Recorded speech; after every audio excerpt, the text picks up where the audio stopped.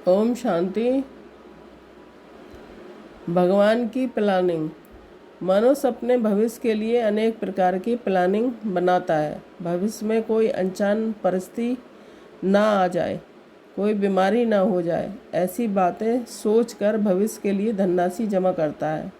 ये ठीक है कि जीवन के लिए ज़रूरी है, लेकिन इस सोच के साथ धन संचय करना, कोई बीमारी आदि आने पर यह धन काम आएगा, उचित नहीं है।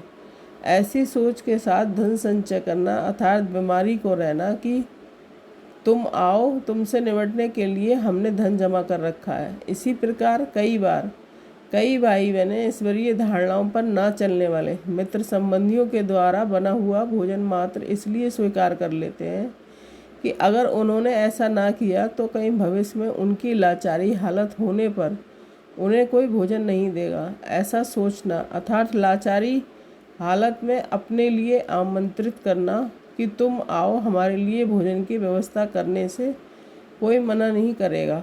बाबा ने तो बोला हुआ है कि मेरे बच्चे हर श्रीमत का, हर नियम का, मर्यादा का पालन करें। बच्चों के लिए दाल रोटी का इंतज़ाम करना मेरी गारंटी है। अब हमें ये सोचना है कि हमें प्लानिंग पर भरोसा करना है या ईश्वर ने जो हमारे लिए प्लानिंग कर रखी है उस पर भरोसा करना है। भक्ति में भी भगवान पर भक्तों का अटूट निश्चय देखा गया है। फिर वह तो हमारा बाप है, वह क्या अपने बच्चों को कभी भूखा रहने देगा? कदापि नहीं। भक्तों के भगवान पर अटूट निश्चय को इस कहानी के माध्यम से समझते हैं। एक बुजुर्ग व्यक्ति ने एक बार दरिया के किनारे घूमते देखा। दरिया की सतह पर एक कछुआ निकलकर किनारे पर आया। तभी एक जहरीले बिच्छू ने दरिया के अंदर छलांग लगाई और कछुए की पीठ पर सवार हो गया। कछुए ने तैरना शुरू कर दिया। बुजुर्ग बड़े हैरान हुए। उन्होंने उस कछुए का पीछा करने की ठान ली। उन्होंने दरिया में तैरकर कछुए का पीछा किया। वह कछुआ दरिया के किनारे पर जाकर रुक गया और बिच्छू उसकी पीठ से छलांग लगाकर किनारे पर उतर गया और आगे चलना शुरू कर दिया। बुजुर्ग भी उसके पीछे चलते रहे। आगे जाकर देखा कि एक स्थान पर मालिक का एक बंदा बड़े ध्यान में आंखें बंद कर मालिक की याद में बैठा हुआ था। बुजुर्ग ने विचार किया, बिच्छू उस नौजवान को काटने की कोशिश करे, उससे पहले मैं उसे अपनी लाठी से मार डालूंगा।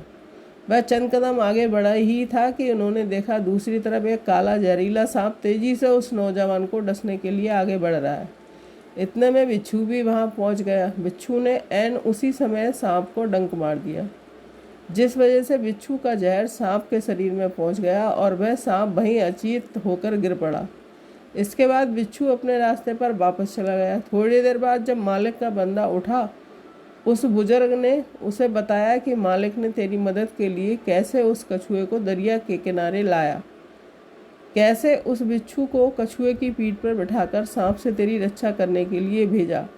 वह मालिक का प्यारा उस अचेत पड़े सांप को देखकर हैरान रह गया। उसकी आंखों से आंसू निकल आए कि वह आंखें बंद कर मालिक को याद कर शुक्रिया अदा करने लगा। तब मालिक ने उसे बंदे से कहा कि जब वो बुजुर्ग तो तुम्हें जानता तक नहीं, तेरी जान बचाने के लिए लाठी उठा सकता है, फिर तू तो मेरे काम में लगा हुआ है। तुझे बचाने के लिए तो मेरी लाठी हमेशा ही तैयार रहती है।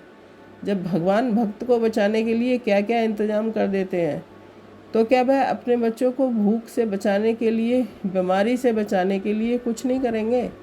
हमें उस परमात्मा पर अटूट निश्चय रखना है। उसके बताए हुए किसी भी नियम मर्यादा के साथ साथ कतई भी समझौता नहीं करना है। जब हमारा संसार ही हमारा बाबा है तो फिर संसार से बाहर किसी और से क्यों उम्मीद रखनी है?